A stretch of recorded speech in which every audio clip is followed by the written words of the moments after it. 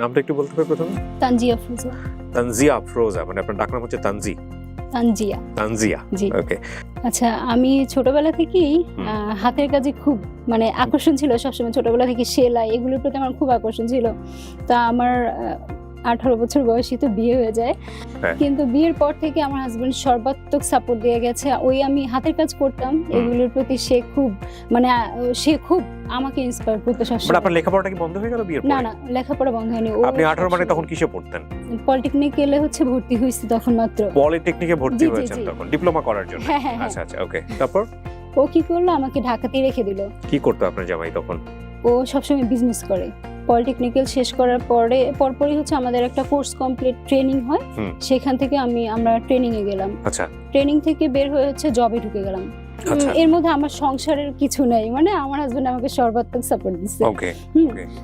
আমার হাজবেন্ড তো বাসায় থাকতো, বিজনেস করার কারণে বাসায় থেকে, তো তখন আমি মনে মনে ভাবতাম যে আচ্ছা কেউ বাসা থাকে আর আমি সারা দিন জব করি, আর প্রাইভেট জব খুবই কষ্টের, মানে অর্ধেক সময় তো আমার রাস্তায় কাটাতে হতো। আচ্ছা, তো প্রাইভেট জব মানে কিসে জব করছিলেন ওই আমি সময়টাতে?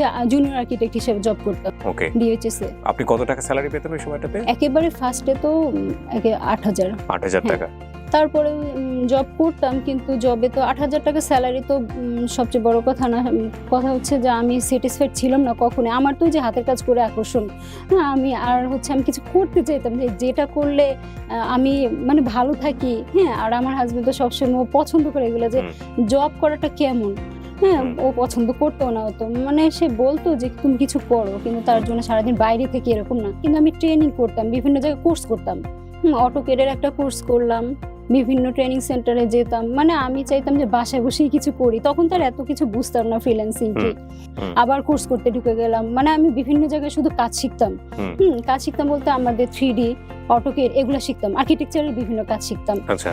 তারপরে ইংলিশ শিখতে যেতাম। মানে আমার কথা হচ্ছে আমার দাঁড়াতে হবে, আমার কিছু করতে হবে, এমন কিছু করতে হবে যেন আমি মেয়েদের নিয়ে কিছু করতে পারি। মানে আমার এটা একটা আকর্ষণ ছিল। ভেরি গুড, কোনো সমস্যা নাই। কিন্তু এটা কি এরকম ছিল যে আপনার জামাইয়ের টাকা পয়সার খুব প্রয়োজন ছিল বা সাপোর্ট? এটা আপনার সম্পূর্ণ নিজের ইচ্ছা? হ্যাঁ, নিজের ইচ্ছা। আর ও তো সবসময় বলতো এত কষ্ট করো, এত কষ্ট করো, মানে আমি সারাক্ষণ শুধু কম্পিউটারের মধ্যে পড়ে থাকতাম। তা আবার মাঝখান দিয়ে 5 বছর শুধুই গভর্নমেন্ট জবের জন্য লেগে গেলাম। ওকে। পড়াশোনা করতাম, দিন রাত পড়াশোনা করতাম। প্রত্যেক শুক্রবার আমার কাছে ছিল আমি দিব আমার পরীক্ষা, সকালে একটা পরীক্ষা, বিকালে একটা পরীক্ষা, এই অবস্থা। তা আমাদের আর্কিটেকচারের পরীক্ষা হতো কম, সার্কুলার হতো কম।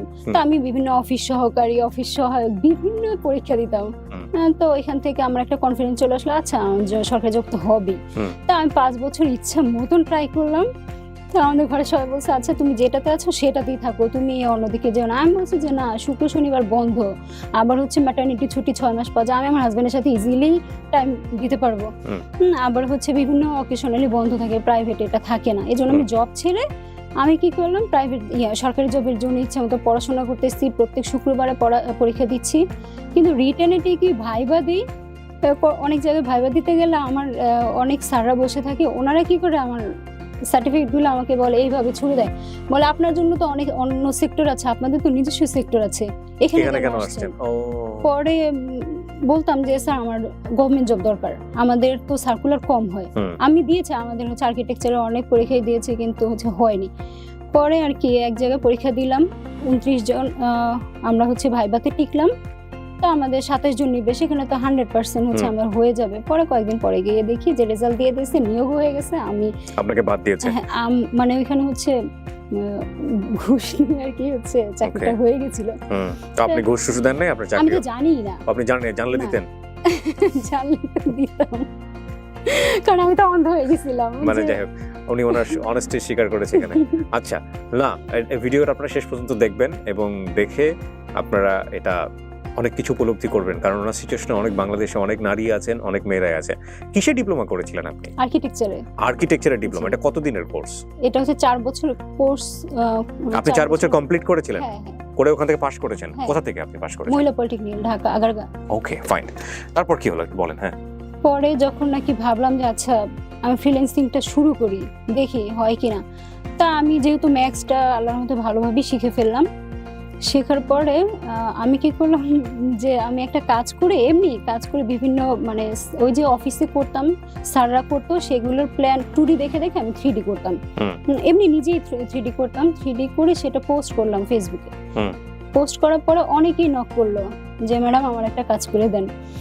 তো মানে এক সপ্তাহের মধ্যে আমি এতগুলি কাজের অর্ডার পেলাম, আমি অবাক হয়ে গেছি। আচ্ছা মানে হচ্ছে আমার কাজগুলো মানুষ নিচ্ছে। এই কি ধরনের কাজ এগুলা? এটা হচ্ছে আমার মানে একটা জায়গার মাপ থাকে, সেই মাপটাতে আমার 2D করে 3D করতে হয়। আচ্ছা 3D হচ্ছে মানে বিল্ডিংটা বাইরে থেকে দেখতে কেমন দেখা যায়। আচ্ছা আচ্ছা, যেহেতু আপনি আর্কিটেকচারে পড়াশোনা করেছেন আমি এটা বুঝতে পেরেছি। মানে আলটিমেটলি হচ্ছে 3D মানে হচ্ছে হলো পুরো বাড়িটা আমি দেখতে, যখন আমি বাড়িটা করব তখন আমার বাড়িটা দেখতে কেমন লাগবে, বাইরে থেকে এক্সটেরিয়র ইন্টেরিয়র, রাইট। এবং আমি যখন রুমটা বানাচ্ছি তখন আমার রুমটা আসলে দেখতে কেমন লাগবে, এটা দেখলে মনে হবে একটা বাস্তব আমি রুমের মধ্যেই আছি। এটা 3D। হ্যাঁ, তারপরে আমি পোস্ট করার পরে অনেকগুলি হচ্ছে পেলাম। ফার্স্টে যেই ভাইয়াটা হচ্ছে আমাকে কাজটা দিচ্ছে, ওই ভাইয়াটা তো কখনোই মানে জানতাম না, উনি আমার ফার্স্ট ক্লায়েন্ট ছিল, মোশাররফ চিটাগাং এর।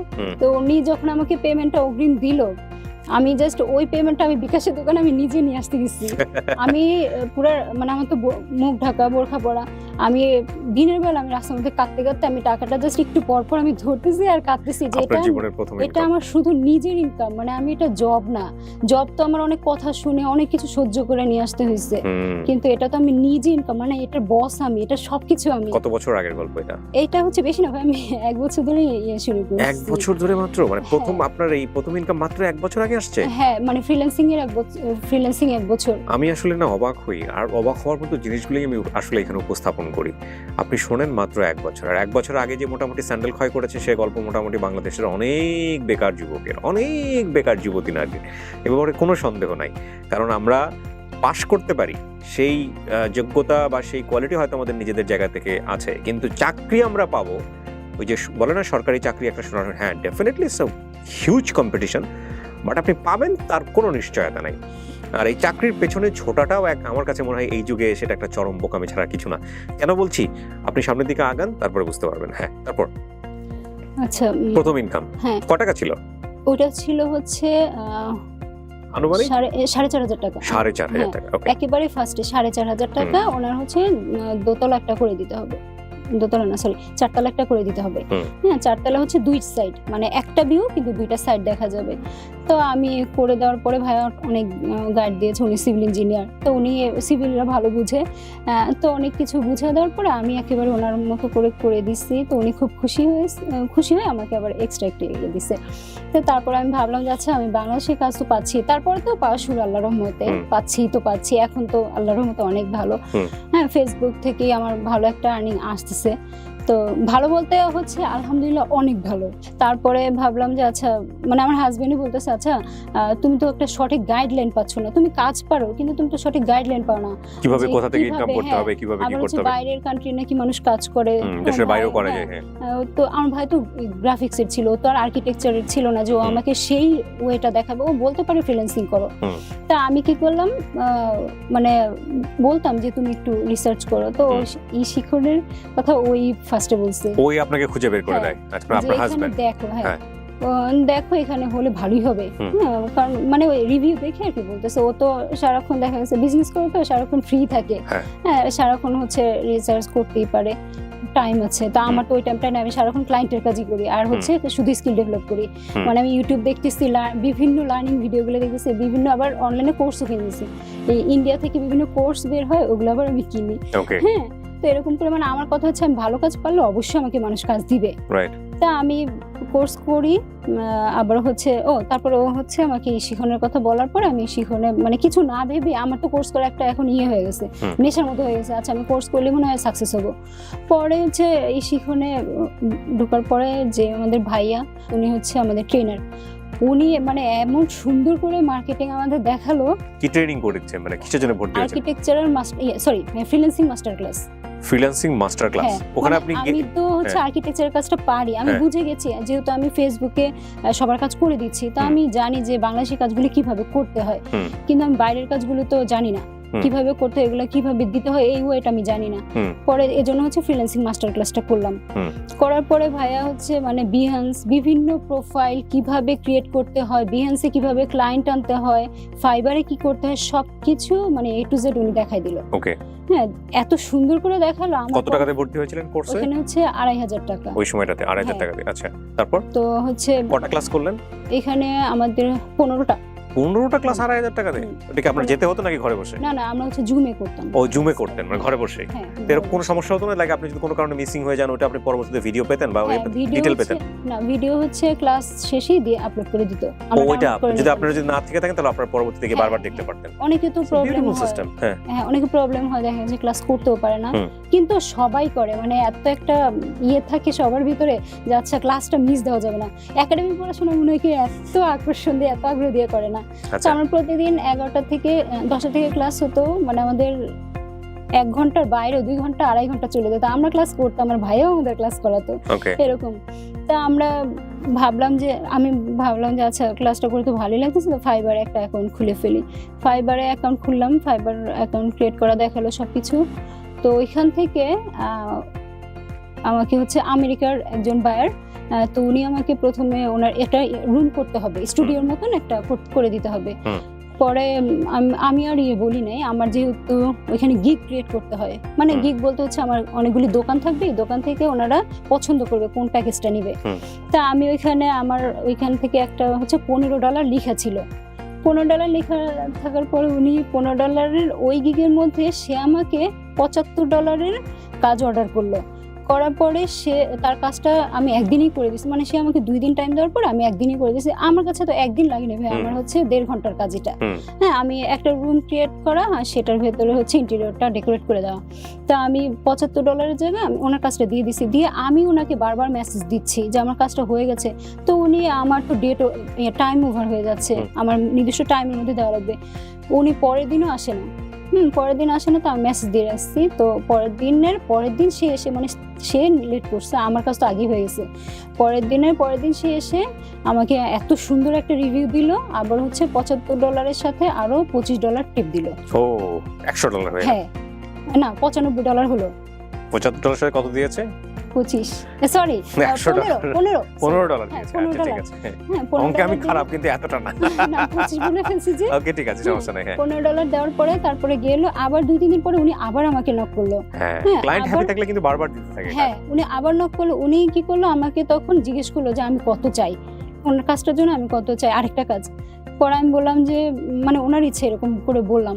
পরে উনি বললো কি, মানে আমার টার্গেট ছিল আছে এই ছোট কাজটার জন্য আমাকে 70 এরকম দিলে, মানে এরকম দিলে তো অনেক কিছু, তারপর ওরকম দিলে খুশি হবে। সে আমাকে $100 দিল, নিজেই বললো। পরে $100 বলার পরে আমি কাজটা করে দিচ্ছি, একেবারে সাথে সাথে কাজটা করে দিচ্ছি পরের দিনই। তারপরে সে আমাকে কি করলো, $125 দিল। ওয়াও। সো দেখেন ওরা কিভাবে মানুষকে মোটিভেট করে। হ্যাঁ, তারপরে হচ্ছে তো কাজ করতেছি। আপনি যখন কাজ শুরু করেছেন তখন থেকে শিক্ষকের কাছ থেকে কি আপনি গাইড পেতেন যে এভাবে করতে হবে, কোনো জায়গায় কোথাও আটকে গেলে কোনো রকম সাজেশন পেতেন? ওরা হচ্ছে যখন ফোন দিব, যখন ওনাদের নক করব, তখনই হচ্ছে ভাই আমি তো এই সমস্যা পড়ছি, ভাই আমি কত ডলার বলবো, কত, মানে এগুলো সব ওরা বলে দেয়। ও, একদম সব বলে দেয়। ইব্রাহিম ভাই যে দোকান খুলছেন, এই দোকান তো আসলে আচ্ছা, বাই দ্য ওয়ে, এই শিক্ষকের কর্ণধার হচ্ছেন ইব্রাহিম ভাই, আমার খুব close, is very good one, খুব মানে বিনয়ী মানুষ। দেখলে মনে হয় না যে এই লোকটার দ্বারা এত কিছু হচ্ছে, বাট পছন্দ করি আমি ওনাকে। কারণ বাংলাদেশের ডিজিটাল এডুকেশন সিস্টেমকে সামনের দিকে এগিয়ে নিয়ে যাওয়ার জন্য কিছু মানুষ খুব গুরুত্বপূর্ণ ভূমিকা পালন করছে। এদেরকে রেসপেক্টের চোখে দেখা উচিত, এদেরকে আমি মনে করি সরকার থেকে রিকগনাইজ করা উচিত, ডেফিনেটলি। তারপর এখন হচ্ছে করছি, মানে এগুলাই করে যাচ্ছেন না, শুধু ডিজাইন বা এটা করা। আপনি নাম কি বলছিলেন? সরি, আপনার? তানজিয়া। এখন আপনার অন এভারেজ মান্থলি ইনকাম কত? এটা হচ্ছে আমার শুধু টোটাল বাংলাদেশে ফেসবুক থেকে আপনি ইনকাম করেন আমি জানি, ফেসবুকে আপনি লোকাল অর্ডারগুলো পান, আর ওগুলো থেকে আপনি দেশের বাইরের অর্ডার পান, সব মিলিয়ে আপনার ইনকাম কত? আচ্ছা, আমার 1,20,000 এর মতো আসে অন এভারেজ। আচ্ছা, মানে পরে এখন যদি আমি আপনাকে একটা গভর্নমেন্ট জব দেই, 1,000, 15,000, 20,000 টাকার চাকরি করবেন? ঘুষ দিয়ে হলেও ঢুকবেন?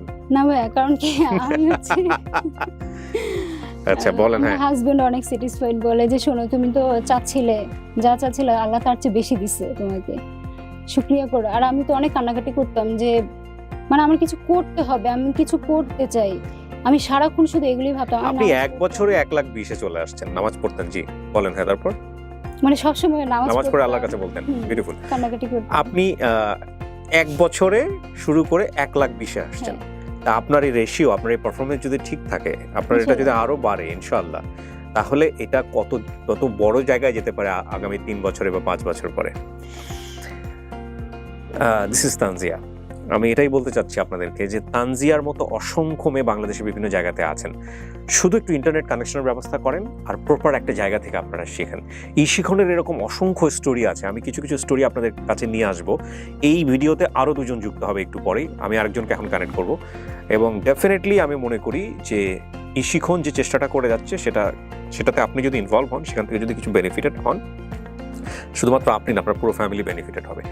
এটা খুব ভালো লাগে যে আপনি যার কাছ থেকে শিখেছেন তার প্রশংসা এখানে করতে আসেন। আসলেই কি ওরা প্রশংসা করার মতো? কারণ আমি তো শিখিনি না। আপনি চাইলে ডেফিনেটলি বলতে পারেন, না ভাই, কোনো অবশ্যই। সমস্যা থাকলে বলতে পারেন। মানে আমি যে কোনো সময় ওনাকে নক করি, যে হচ্ছে আমাদের ইনস্ট্রাক্টর, হ্যাঁ ইনস্ট্রাক্টর, সাথে সাথে হচ্ছে রেসপন্স করতেছে। এমনও সময় গেছে উনি মানে সরি বলতেছে আমার 5-6 মিনিট এরকম দেরি আমি হয়ে আপনাকে গেছে। প্রশ্নটা করেছি, অনেকে মনে করতে পারে যে আমি প্রমোশনের জন্য এটা করছি না। আপনি যদি ক্রিটিসিজম করেন, আমি ডেফিনেটলি আপনাকে কথা দিচ্ছি আমি এটা রাখবো, কারণ এটা আমার ক্লায়েন্টকে বলা আছে যদি সমালোচনা করে কেউ, কোনো সমালোচনা নিতে হবে। সমালোচনা কিছু নেই তো ভাই, ওনারা আচ্ছা, অনেক না করলে support জোর করে। করে নিতে চাচ্ছি না, কিন্তু সমালোচনা যদি কেউ করে ডেফিনেটলি আমি সেটা রাখবো। তাহলে আমি ভিডিও প্রচার করবো না, বাট সমালোচনা থাকলে সমালোচনা আমাকে শুনতে হবে, কারণ তোমার এটা সমালোচনা মানে নিজেকে সংশোধন করার সুযোগ আছে।